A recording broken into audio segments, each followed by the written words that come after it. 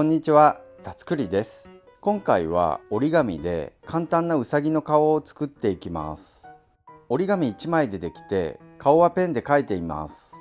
簡単にできてとても可愛いので、ぜひ作ってみてください。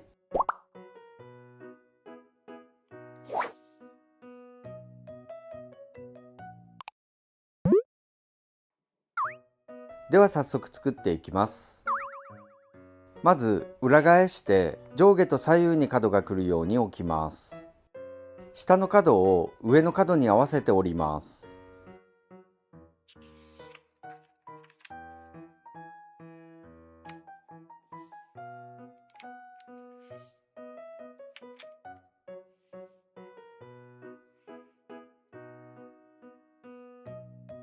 左右の角を合わせて折り筋をつけます。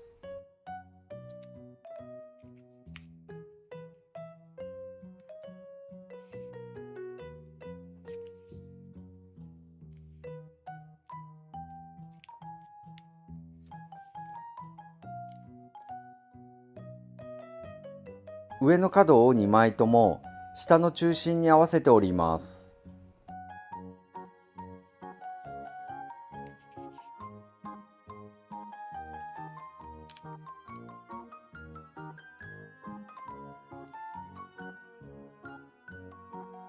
左右の下の端を折り筋に合わせて折ります。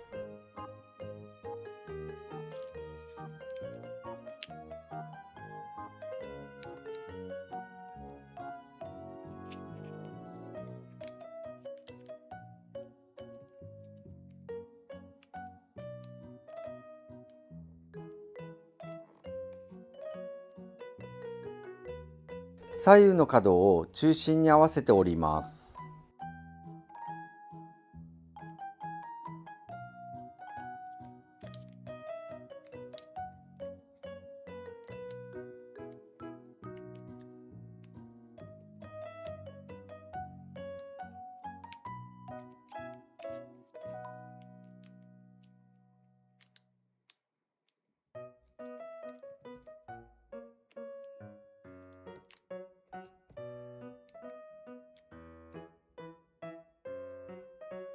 下の角を少しだけ折ります。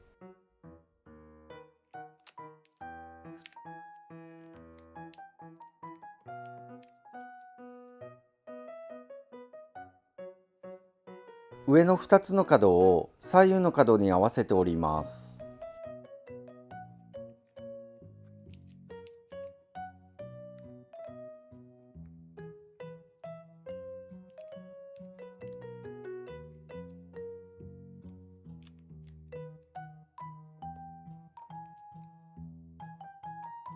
折ったところが浮き上がってくるので、テープで留めるといいと思います。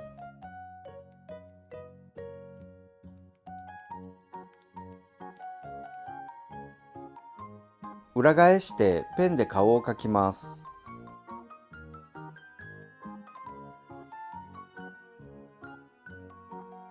これで簡単なうさぎの顔の完成です。ぜひ作ってみてください。もし気に入っていただけたらグッドボタンとチャンネル登録もよろしくお願いします。コメントもお待ちしておりますので、どんどん書いていただけたら嬉しいです。最後までのご視聴ありがとうございました。